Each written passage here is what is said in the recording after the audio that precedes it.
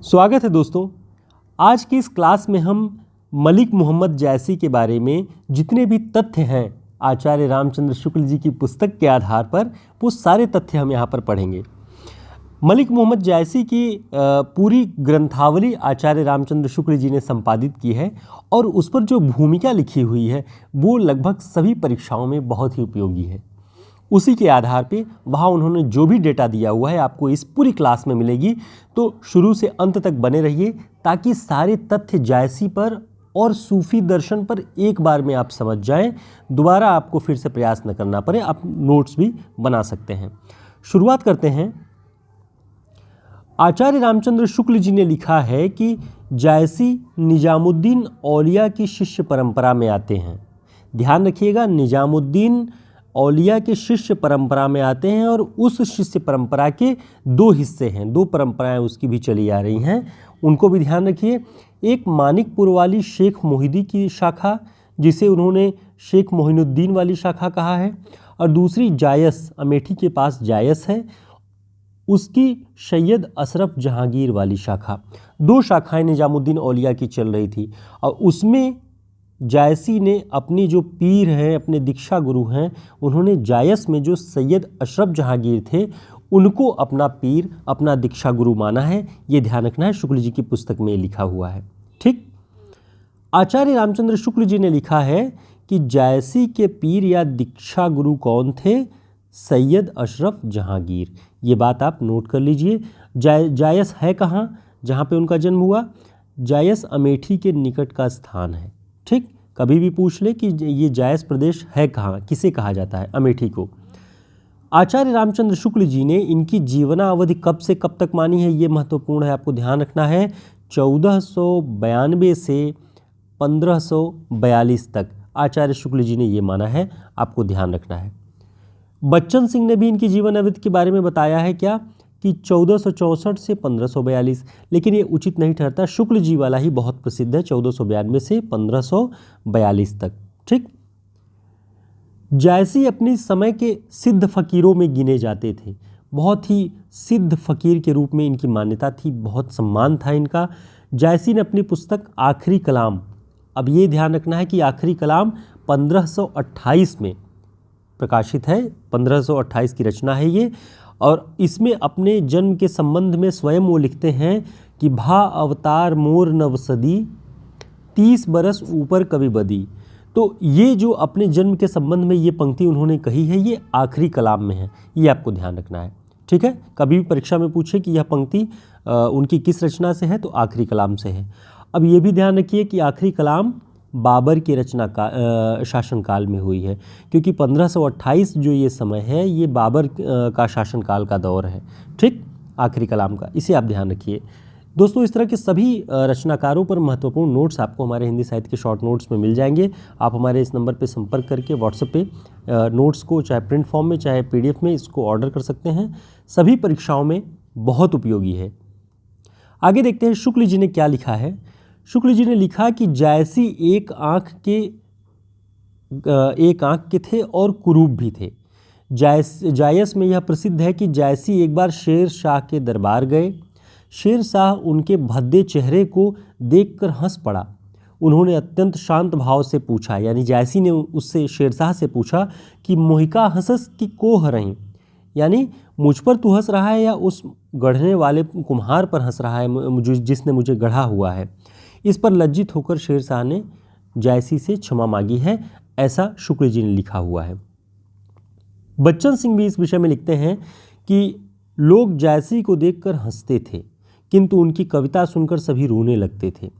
इस बात का प्रमाण जायसी के इस दोहे में देखा जा सकता है, जब वो लिखते हैं कि जे मुख देखा तेई हंसा, सुनित ही आयऊँ आंसू, यानी जिन्होंने मेरा मुंह देखा वो हंसता था, यानी रूप देखकर हंसता था, लेकिन जो उनकी कथाओं को, जो उनके काव्य को सुनता था, उसके आंखों में आंसू आ जाते थे। तो इस तरह से उन्होंने लिखा हुआ है। आगे देखते हैं। जायसी का सबसे प्रसिद्ध ग्रंथ कौन सा है? आप सभी जानते हैं, पद्मावत। इसी के आधार पर उनकी ख्याति है। इसका रचना वर्ष 1540 ईस्वी में आचार्य शुक्ल जी ने माना है। शुक्ल जी लिखते हैं कि पद्मावत में प्रेम गाथा की परंपरा पूर्ण प्रौढ़ता को प्राप्त मिलती है। यह उस परंपरा में सबसे अधिक प्रसिद्ध ग्रंथ है। प्रेम गाथा की परंपरा में सबसे प्रसिद्ध ग्रंथ है पद्मावत, शुक्ल जी ने लिखा है। शुक्ल जी ने बताया कि पद्मावत की जो अधिकांश प्रतियां मिली हैं, पांडुलिपियां मिली हैं, वो हस्तलिखित फारसी अक्षरों में मिलती हैं। ठीक है, ध्यान रखना इसे। पद्मावत में जायसी ने बादशाह शेर शाह की प्रशंसा की है। अब देखिए, ये प्रश्न कई बार बनता है कि पद्मावत में किस बादशाह की प्रशंसा की है और आखिरी कलाम में किस बादशाह की प्रशंसा है, तो आपको ध्यान रखना है। ठीक है, पद्मावत में जायसी ने शेर शाह की प्रशंसा करते हुए लिखा है कि शेर शाह दिल्ली सुल्तानू, चारहु खंड तपय जस भानु। ये पंक्ति उन्होंने लिखी है। देखिए, सूफी काव्य परंपरा में, प्रबंध काव्यों में यह नियम है कि पहले जो है जो हमारे यहाँ मंगल स्तुति करते हैं, मंगल स्तुति ईश्वर की आराधना के बाद जो उस दौर के शासक होते हैं उनकी भी आराधना करनी पड़ती थी। इसलिए पहले ईश्वर की स्तुति के बाद आप प्रेम गाथाओं में पाएंगे, शुक्ल जी ने ऐसा लिखा है कि उसके बाद उस दौर के जो भी शासक होंगे, शासकों के नाम भी आते हैं। तो पद्मावत में शेर शाह का नाम आया हुआ है और आखिरी कलाम में बाबर का आया। आखिरी कलाम 1528 में है, वो दौर बाबर का है और बाबर का उसमें उन्होंने प्रशंसा किया हुआ है, इसे ध्यान रखिएगा। आचार्य शुक्ल जी कुतुबन और जायसी सरीखे प्रेम मार्गी कवियों के बारे में लिखते हैं कि हिंदू हृदय और मुसलमान हृदय, देखिए ध्यान से देखिए, बहुत महत्वपूर्ण पंक्ति है, हिंदू हृदय और मुसलमान हृदय आमने सामने करके अजनबीपन मिटाने वालों में इन्हीं का नाम लेना पड़ेगा। यानी जो प्रेम मार्गी कवि थे, जो सूफी कवि थे, कुतुबन जायसी जैसे, उन्होंने हिंदू और मुसलमान हृदय को आमने सामने रख दिया अपनी कथाओं के माध्यम से और अजनबीपन मिटा दिया कि ये कहीं बाहर के हैं या अलग अलग धर्मों के हैं। जो भी वैमनस्य था उसे मिटाने का बहुत काम किया प्रेम मार्गी कवियों ने। कबीर की आलोचना करते हुए लिखते हैं शुक्ल जी कि कबीर ने केवल भिन्न प्रतीत होती हुई परोक्ष सत्ता की एकता का आभास दिया। प्रत्यक्ष जीवन की एकता का दृश्य सामने रखने की आवश्यकता बनी थी, यह जायसी द्वारा पूरी हुई। यानी परोक्ष सत्ता की एकता का आभास तो कबीर दे रहे थे, शुक्ल जी ऐसा लिखते हैं, लेकिन जो प्रत्यक्ष जगत है, संसार है, उसमें बहुत सारी गड़बड़ियाँ थी, उसमें एकता की आवश्यकता थी और इस तरह की एकता जायसी के द्वारा पूरी हुई। ये बात शुक्ल जी लिखते हैं। ये दोनों पंक्तियाँ आपको ध्यान रखनी है, बहुत महत्वपूर्ण है। ठीक, जायसी के संबंध में खासकर। आगे देखते हैं, जायसी की 3 प्रसिद्ध पुस्तकों के बारे में शुक्ल जी लिखते हैं, अखरावट, आखिरी कलाम, पद्मावत। अखरावट में वर्णमाला के एक एक अक्षर के नाम से सिद्धांत संबंधी तत्व भरे हुए हैं। अखरावट, अक्षरावट, हर एक अक्षर से सिद्धांत संबंधी तत्व भरे हैं। आखिरी कलाम के बारे में हमने आपको बताया 1528 में, कयामत का वर्णन है इसमें, बादशाह बाबर की प्रशंसा है। और पद्मावत 1540 में, रतन सेन और पद्मावती की प्रेम कथा। शुक्ल जी के अनुसार इसमें इतिहास और कल्पना का योग है। इतिहास का प्रयोग करते हुए कल्पना के माध्यम से उन्होंने इस कथा को गढ़ी है। आगे देखिए रचनाओं के बारे में और महत्वपूर्ण बातें। ये 3 रचनाएं आप जानते हैं। इसके अलावा शुक्ल जी कहते हैं कि इनकी कुछ और रचनाएं भी प्रसिद्ध हैं या चर्चा में हैं।